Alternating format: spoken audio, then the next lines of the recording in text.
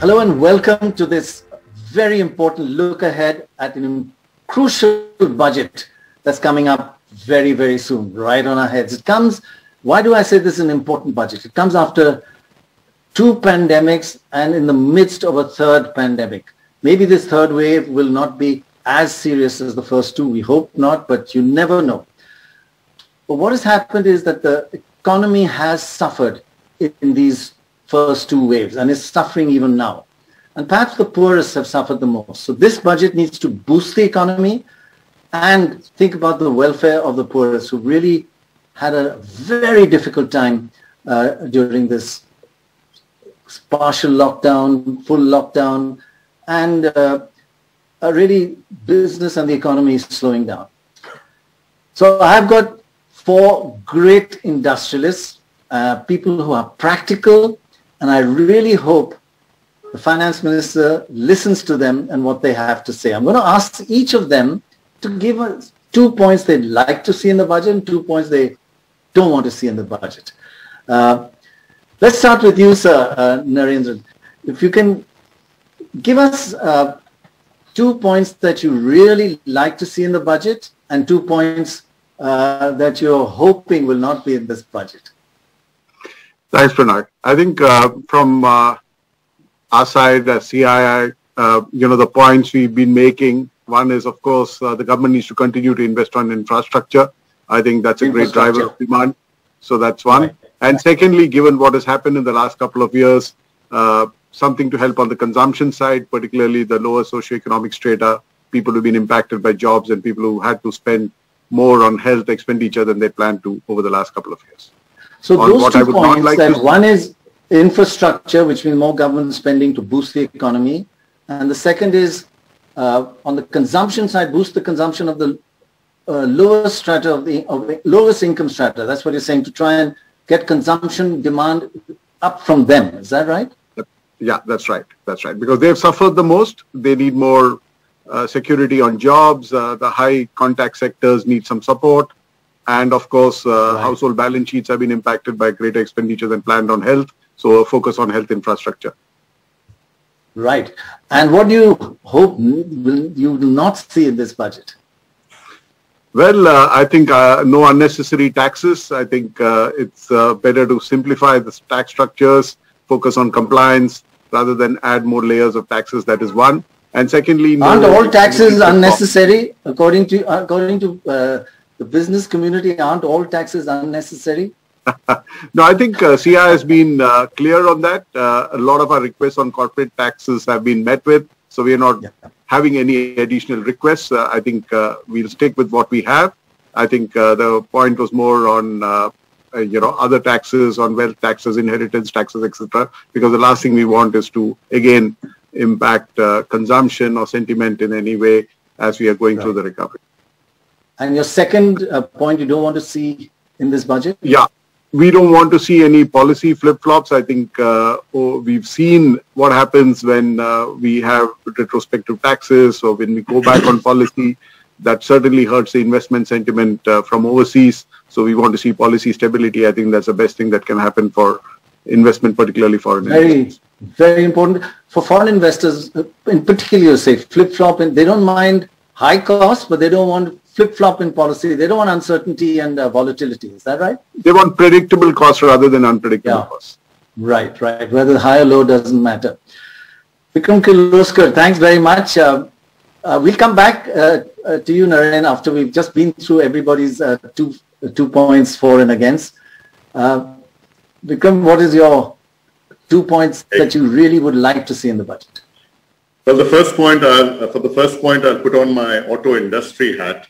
And for the last several years, if I look at even the last 10 years, we haven't seen much growth in the auto industry, whether it's cars, passenger vehicles, whether it's two-wheelers, three-wheelers, commercial vehicles. And especially, although we've had a good recovery last year from the first COVID year, we see a depressed demand, especially on two-wheelers and entry-level vehicles. So my first really expectation, and I hope someone will do something, is to how to increase demand at the entry level in the auto sector.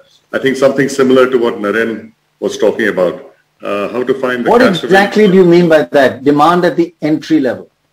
I mean on the lower price vehicles, like the entry-level scooters, the entry-level two-wheelers. We've really seen a depression in that area. If you look at the volume of two-wheelers over the last 3 months, it has been substantially lower, one of the lowest in the last 9 years. So, I mean, it's a serious issue. I think we have to get out of this. And really this requires, it requires, I think, substantial stimulation at that level.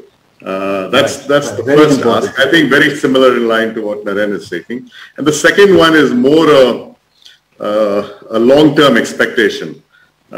India has made commitments regarding sustainability and net zero requirements in the COP summits, etc. But I think it's also our duty to our society in India that we pursue the net zero as well as sustainability in our own environment. So I think that we start studying carbon taxation. If I can just ask you, you are doing quite a lot in sustainability in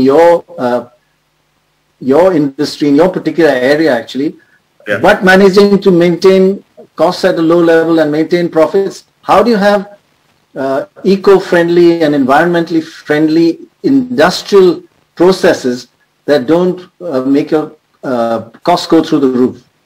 I think there are a couple of areas when you look at it. I don't want to sound, because if I say something only what I'm doing, it cannot be right. I think there are areas... It'll be inspiring for others. It'll be inspirational for others, yeah. Okay, for discrete manufacturing, I think it's easier to take care of the environment. You can get a return on it. You can reduce your costs actually by reducing the impact of the environment. That's our experience. Whether it's reduction in electricity going to renewables, reduction in water, reduction of VOCs, and we've done a substantial amount of work on that, and actually it's reduced our costs. But I think if you look at power stations, steel plants, and those kind of large industry, we require a certain amount of government intervention and help, incentivization, because the scale of the issue is different. The technology issues are quite serious, and we need to incentivize that. That could be an important aspect in this budget. Absolutely, it's incentivization, as well as individual, as a society. What do I do in my behavior to look after the environment? So I think there's a requirement of behavioral change on an individual basis. So I think it's in the budget specifically, there should be some focus on helping the industry move towards sustainable, environmentally friendly processes. We should incentivize, especially the big industry, fertilizer, steel, power, and some of these big ones.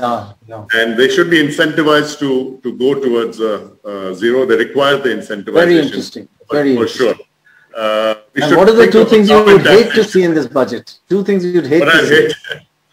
I think I don't want the budget deficit to increase. I think we've done a very good job through the COVID time in managing the budget and tax collection. I would like the budget deficit to remain on an even foot. We remain a very viable country financially, is the first thing. And second thing, it's maybe a little more specific. I want the rupee to be stable, and I don't want anything that will hurt the stability of the rupee either up or down. Up and down too much going forward. I think it will hurt inflation. It will hurt our emphasis on manufacturing and many other places, many other things that the whole country is focused on. Okay, let me move on to, I don't know which of you two are younger, Sanjeev or Chandrajit. I think since Chandrajit, you're the big boss, I go to Sanjeev and ask you your 4 points. Well, 2 for and a 2 against. Yes, so let me start, Prannoy, with the 2 for. We've seen in this current year, this government divest Air India. Today was the day it was handed over, and we are awaiting the IPO of LIC, supposed to list in March. But while those have been great steps taken by the government, 2 swallows doesn't a summer make. So I would like to see a continued and firm divestment program. This sends a very strong message that government is not going to be in business. It is sticking to its word. It will do what it is good at and let private sector do what it's good at. So the two public sector banks, the one insurance company, we need that because we need more capacity, we need more capability and competition. So, and I think that will help us in the coming year itself. The second thing that I'd like to see... No, just one second, a very important point. And everybody calls it disinvestment or divestment because privatization is a word, but one has to get to the, I mean, that's what it really means. And you're saying that will improve efficiency and it'll send a signal as well. And so far, every government has kind of been very slow on that, except perhaps the Vajpayee government, where Arun Shourie did a lot. But since then, this government, previous governments, divestment has been very slow. So that's been disappointing and you'd like to see that speeded up. Clearly, we'd like to see that speeded up. I must say, after so many years of not moving ahead, the big divestment of Air India really puts a significant stamp of commitment from this government. Yes, but the reason I mentioned that is to say that's not enough. We need to continue and push harder and convert additional intent into action. Okay, and your second point that you want in the budget? Second point is really to start building for the medium term. We have seen that our healthcare infrastructure needed significant improvement. Our spends are just about 1.3% of GDP. We need to get to 2.5–3% in the coming years.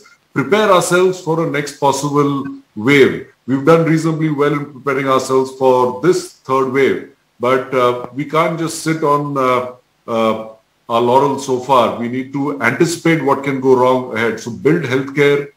We are growing as a nation.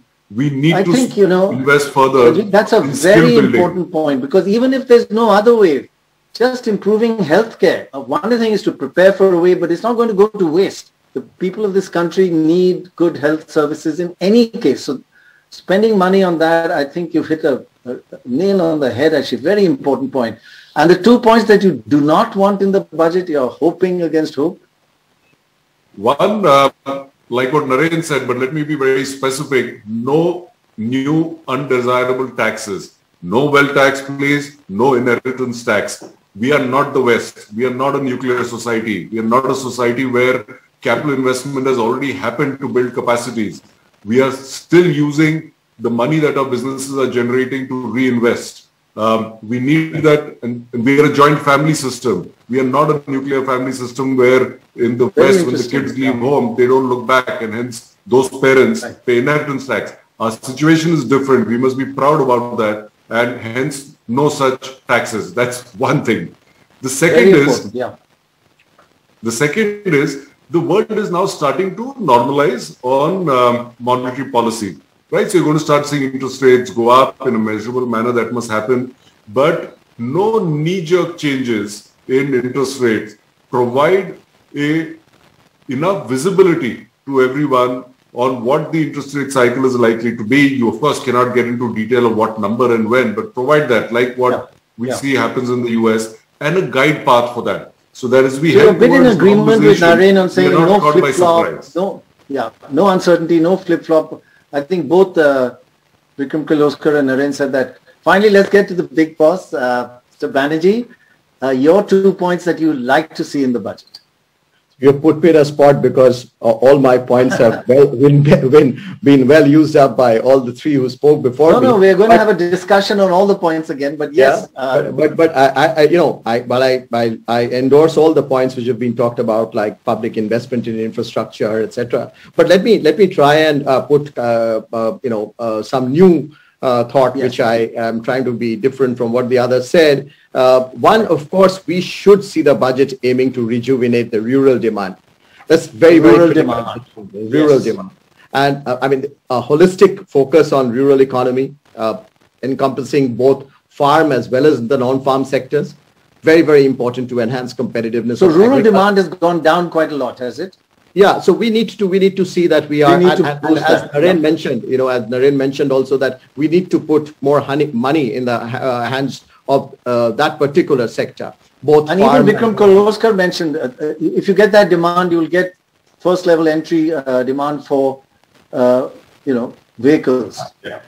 Actually, what one would need to see a much more comprehensive sort of a statement, like, on competitiveness of agriculture, boosting the consumption demand, need to step up investment in, agri-infrastructure, things like cold chain, warehousing, logistics, irrigation. Yeah. These would really improve. But agriculture needs focus. That's a very good point. And your second thing you'd like to see? Agriculture as well as non-agricultural rural economy. Yeah, rural areas, sorry, yeah. Yeah. And second point you'd like to see in the budget? Something, that's something where I think industry would also have a major role to play here.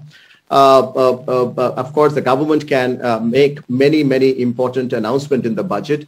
Are two very critical areas where we have not seen happen much in India, and a lot of scope: technology upgradation, and R&D, research and development. It's just not only left to the government. So that technology would be important when we talk about competitiveness. I would like to see something like a overarching technology commission of India, which can coordinate, integrate, I think Sanjeev Bajaj was also hinting at innovation and exactly a technology fund. Yeah, a technology fund. Then what's a nightmare for you? Two things you don't want to see. Yeah, so let's not give ideas today at your show. Yeah, but definitely in agreement with what the others were saying. But I would definitely not like to see any reduction in outlays of schemes like the Manrega, which create livelihood and assets in the rural areas. I'm really taking on from the first point that I said. I do not wish to see any reversal in any types of economic reforms process which has been strongly sort of initiated in many cases. That will really keep the reform process on. So yes, gentlemen, and anything going back will impact the business sentiment or dampen the recovery process. That's very true.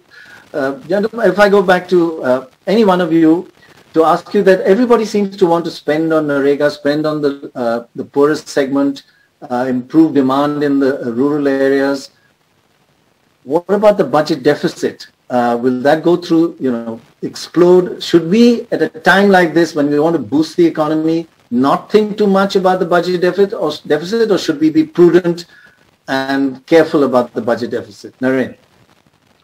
So, we seem to be on track for what was budgeted this year. So at 6.8 or in the thereabouts, which is good. But I think the glide path below this should be managed well, because as we know what's happening across the world, the Fed is talking of increasing interest rates, money is flowing out of some of the emerging markets. Private sector investment is just about starting to happen in India. So we want public sector investment to continue so that the private sector investment comes back. Consumption, which has traditionally been strong in India, has been a bit fragile, as we've been saying.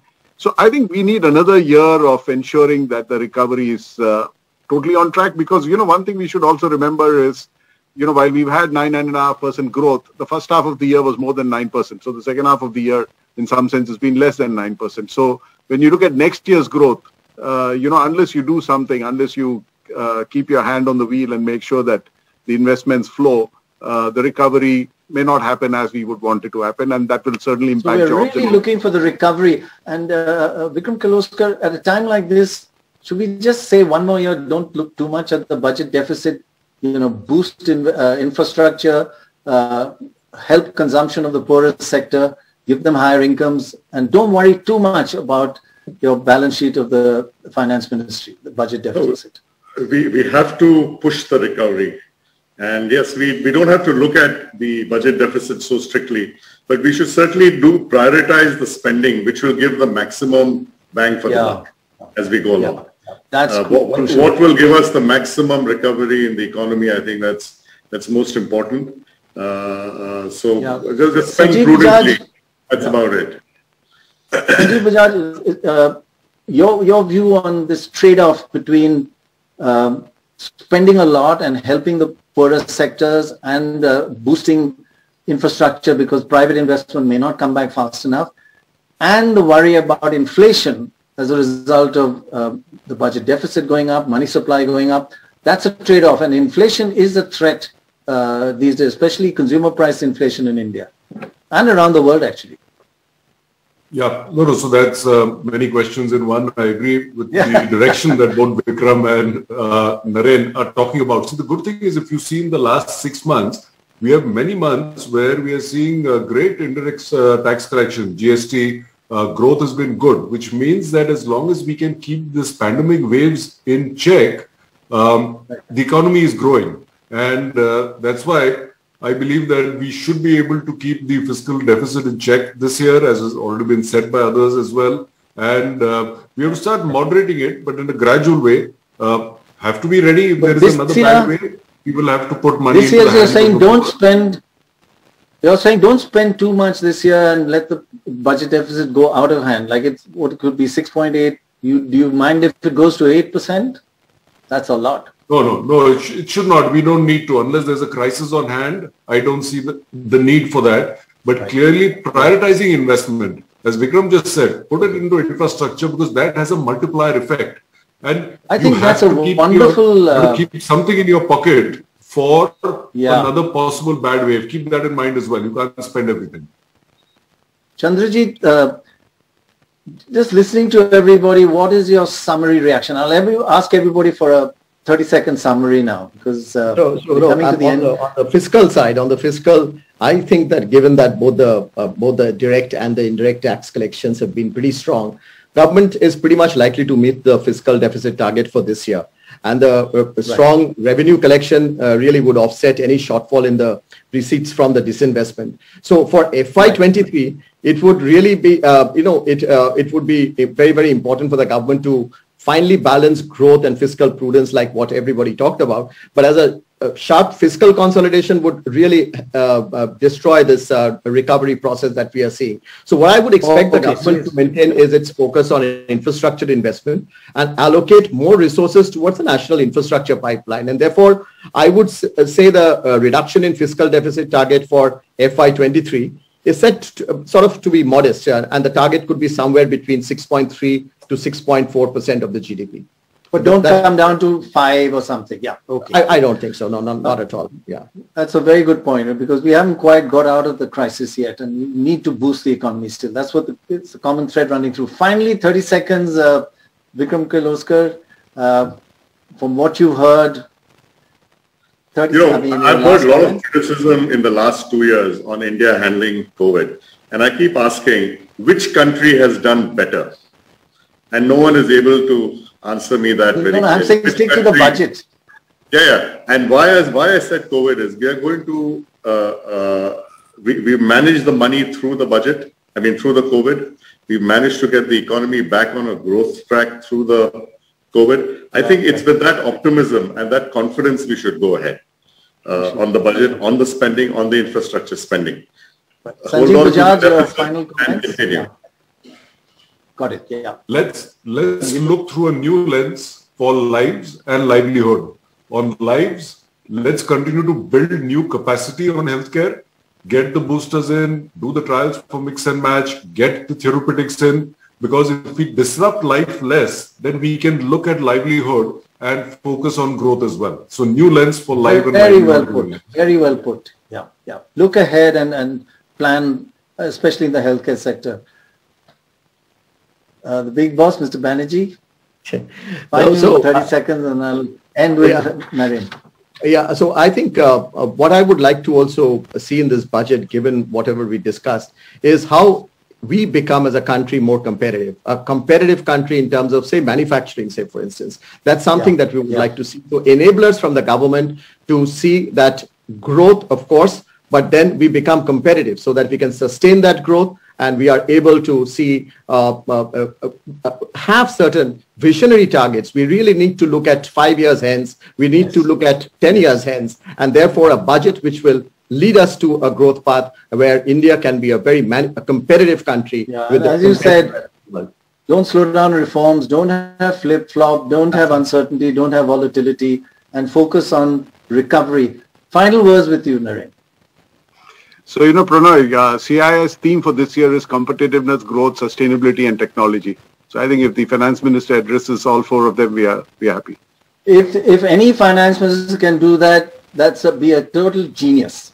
If any of us could do that, bring in a very specific sense, all the comments you've heard, in a nutshell, what is really needed in this budget?